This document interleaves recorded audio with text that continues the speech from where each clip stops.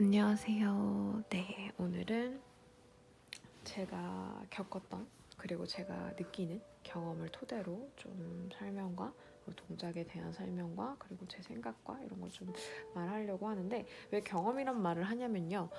저는 처음에 필라테스를 접했을 때 코어라는 게 뭘까라고 했을 때 딱 섣불리 떠오르는 말이 없었어요. 왜냐면 일단 저는 운동 전공자가 아니었고, 저는 간호학을 전공을 했고 의료진으로 일을 하다가 필라를 접하게 되면서 이게 내가 정말 정말 사랑하는 운동이 돼버려서 이 길을 선택하게 된 케이스인데, 코어라는 거에 대한 근육 명칭, 코어가 어떤 근육이 해당되는지의 설명을 처음 듣고는 와, 그걸 내가 느낄 수 있을까? 그게 뭘까? 이거에 되게 많이 빠져 있었던 것 같아요. 그래서 사실 그냥 정말 그냥 닥치는 대로 연습했던 것 같아요. 그 동작을 계속 연습하고 뭐가 다른지. 그리고 제가 제일 많이 했던 연습 방법 중에 하나는 잘못된 동작을 해보는 거예요.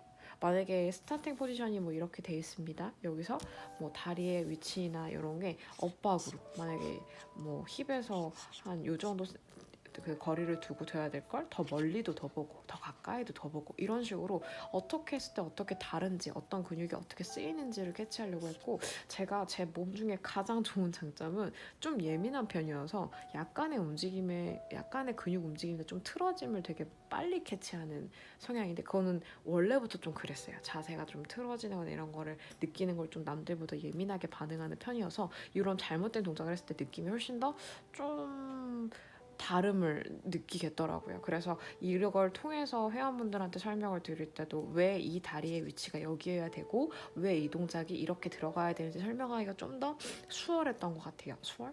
뭐 어쨌건 좀 도움이 많이 됐었어요. 그래서 음, 보통은 저희가 이 수업을 자격증을 딸 때 동작을 외우느라 급급하죠. 사실 동작을 외워야지만 시험이라는 걸 보고 내가 뭐 티칭을 할 때 어떻게 시퀀스를 짤지가 나오고, 또 뭐 스탁 같은 경우는 랜덤으로 동작을 시키는 것도 있기 때문에 동작을 다 외우고 있어야 되는 상황이다 보니 동작을 외우는데 급급하다 고 생각해요. 사실 이 따는 과정 속에서. 근데 그 과정 속에서 준비하는 기간 내에 내가 이 동작을 정말 정말 많이 해봐야지만 정확하게 이 동작의 포인트? 메인이 뭔지, 뭘 하려고 이걸 하는지를 알 수 있거든요. 근데 그냥 단순 논리로 봐서 딱 하나예요. 우리는 코어를 쓸 거예요. 필라테스란 동작은요, 사실 조셉 필라테스가 만들었다고 하지만 그도 코어를 강화시키기 위해서 동작을 다양하게 만든 거예요. 물론 그 이후에 뭐 뻗어나가기를, 내려오기를, 뭐 그 외적인 뭐 제자들이 만들어낸 동작들로 여러 동작들이 더 다양해졌지만, 이 동작들 자체의 의미는 뭐예요? 코어를 강화시키자는 거예요. 근데 우리가 하다 보면 티칭을 할 때도 그렇지만 본인이 연습할 때도 느낄 수도 있어요. 팔이나 다리나 뭔가 사지나 스트랩을 밀고 당기는 이런 부분에서 그쪽에 타겟팅이 너무 많이 되고 그쪽에 포커스가 많이 되는 것을.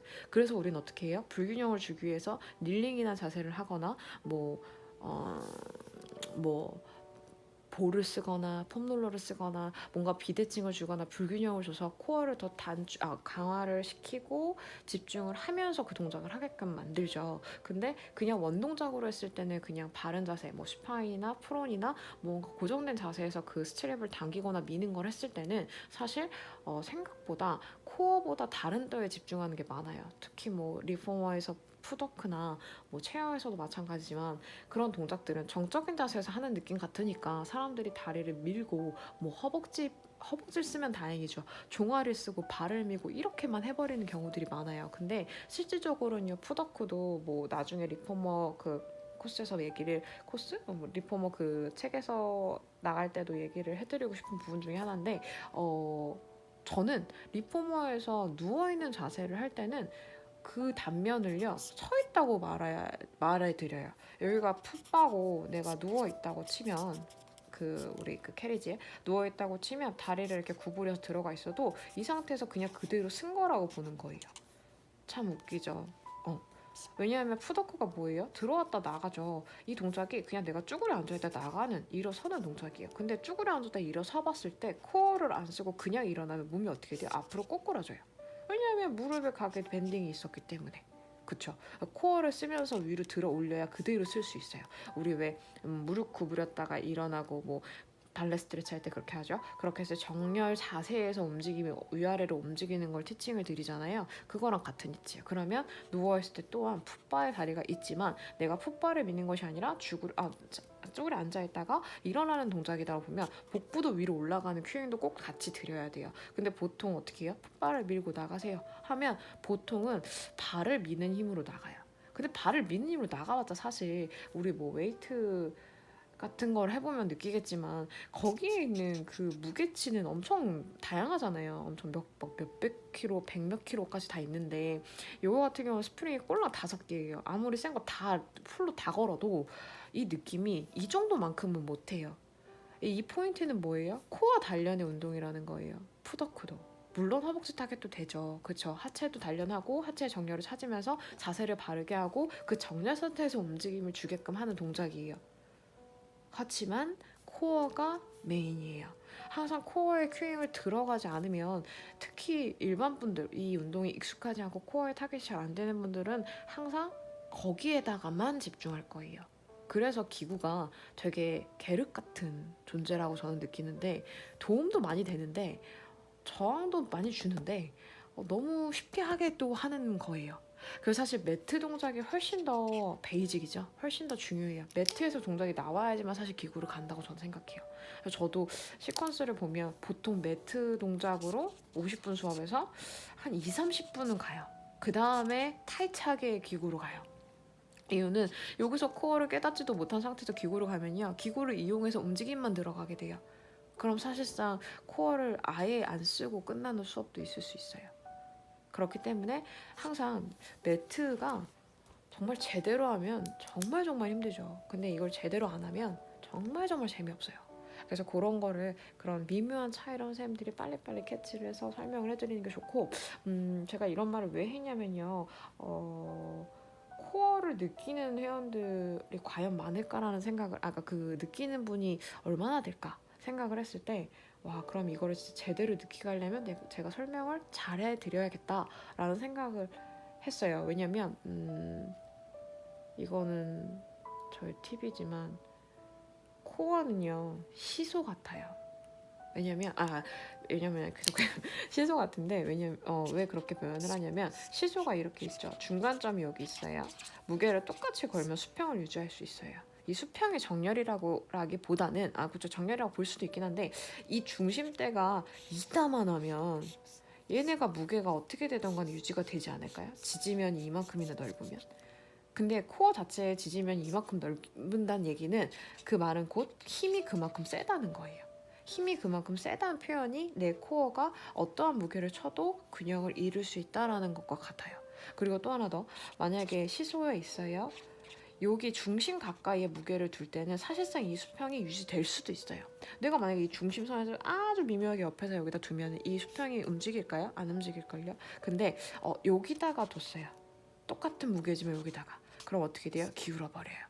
그 말은 사지 끝에 힘이 갈수록 코어의 중심은 흔들릴 수 있다는 거예요. 근데 시소 역할은 사실 그건 아니죠. 무게 측정을 하는 개념으로 그냥 이거의 무게의 밸런스를 맞추는 건데 거리로서도 그게 된다는 거예요. 근데 그 말은 뭐예요? 아까 제가 말했던 범주가 얼마나 차지하냐에 따라서도 중심이 잡힐 수 있다는 얘기가 같아요. 그래서 코어를 더 강화시킬수록 균형이 맞아질 거고 이 균형에 흔들림이 없게끔 끝점보다는 중심축에 훨씬 더 집중을 하라는 얘기로 큐잉을 드리는 게 도움이 많이 된다고 저는 생각을 해요.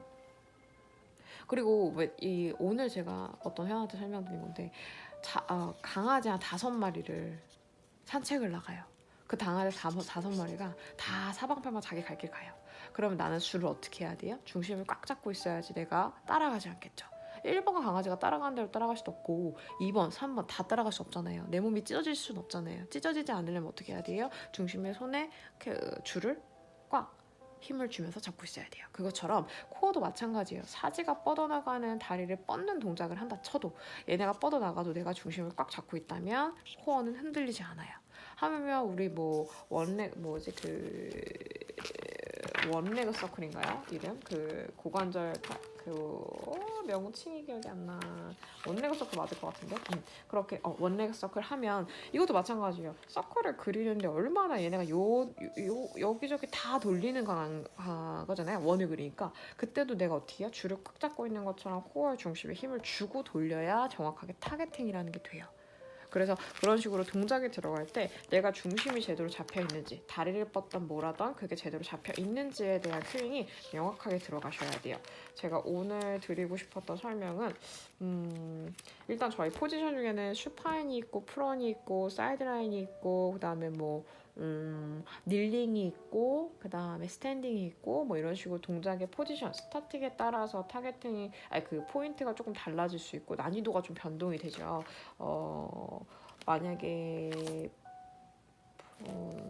프론 자세를 한다고 치면 백을 좀 타겟팅 하는 거지만 여기서 포인트는요, 백을 타겟팅 한다고 해도 중심의 코어는 항상 고정점으로 생각을 하셔야 돼요. 얘가 바닥에 붙는 고정점이라고 생각을 해도 좋고요. 그리고 벗어나지 않게끔 둔다라고 봐야 돼요. 만약에 다리를 힐 스키즈 같은 것도 힐을 조이면 보통 어떻게 돼요? 골반이 제껴지는 각으로 골반뼈가 들쳐진단 말이죠. 그걸 고정하는 것 자체가 뭐예요? 코어죠. 그 코어 힘을 생각하면서 조여야지만 정확하게 내가 코어를 중심을 잡아놓고 타겟을 주는 근육을 쓸 수 있고요. 아니어도 사실 쓰이긴 하는데 근데 조금 달라요. 직접 해보시면 알겠지만 저는 항상 동작을 연습할 때 많이 했던 것 중에 잘못된 동작을 했었다고 말씀을 드렸잖아요. 그런 방법으로 통하면 본인들도 느끼실 수 있어요.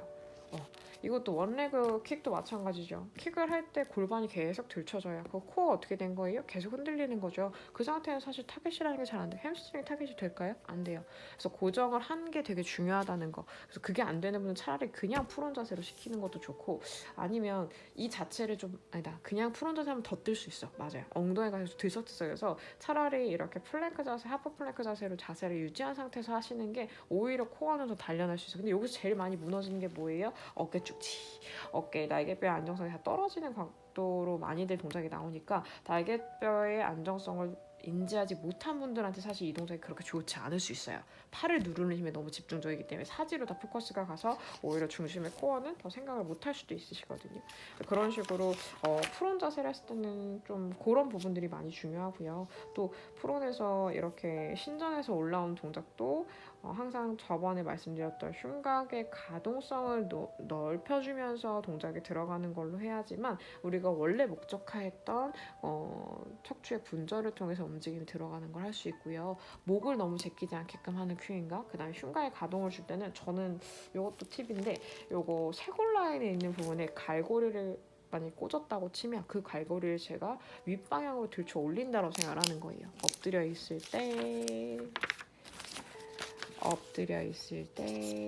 여기 쇄골 라인에 갈고리를 꽂아서 이렇게 위로 들어 올려요. 그래서 이렇게 위로 올라가는 방향성을 준다라고 보는 거예요. 그리고 가장 중요한 건 쇄골 라인의 앞면이요. 왜 우리 애기들 이렇게 침 흘리거나 뭐 음식 떨어지지 말라고 이렇게 이렇게 포대기 이렇게 목바지라 그러나요? 이렇게 하는 거 있잖아요. 목에다 대는 이렇게 생긴 거. 그런 것처럼 이 부분이 넓게 펴져 있는 느낌의 큐잉을 주셔야지만 어깨가 앞으로 말리거나 등이 손모가 솟거나 목이 움츠려지거나 하는 동작들이 안 나오실 거예요. 그래서 이런 큐잉들이 항상 이미지화 시켜서 그런 동작들을 좀 보여주세요. 그리고 항상 우리가 하는 거지만 엄청 힘들게 하는데 엄청 안 힘드는 것처럼 운동해야 되잖아요. 코어를 제대로 쓰려면 되게 부드럽고 뭔가 가볍지만 끝에는 명확하게 떨어지게끔 해야 되는 게 저는 필라 동작이라고 보는데 그래서 이미지를 먼저 떠오르게 하고 동작을 좀 들어가게끔 설명을 드리는 것도 있어요. 뭐 그런 것도 있죠. 중세시대의 옷 중에 여자분들 옷 이렇게 가슴골까지 보이고 이렇게 파인 옷 있잖아요. 레이스 이렇게 막 있고 파인 옷. 요 파인 부분, 널찍한 요 부분의 면 자체를 다 피는 거라고 우아하게 보여주라고 혹은 다이아몬드 목걸이를 앞 사람한테 자랑해보라고 이런 식으로 큐잉을 줘서 요 부분이 무너지지 않게끔 잡아드리는데 이거 자체가 날개뼈를 뒤에서 잡고 있어야 되고 등을 고정할 수 있고 가슴을 피면서 앞면을 버티는 힘을 생길 수 있어야지만 가능한 부분이기 때문에 그런 이미지를 먼저 떠오르게끔 하는 것도 하나의 방법이라고 저는 생각을 합니다. 그래서 그렇게 코어라는 것 모든 동작에도 코어를 인지하면서 동작을 하게끔 설명을 드려야 된다는 거라는 거 설명드리고 싶었습니다.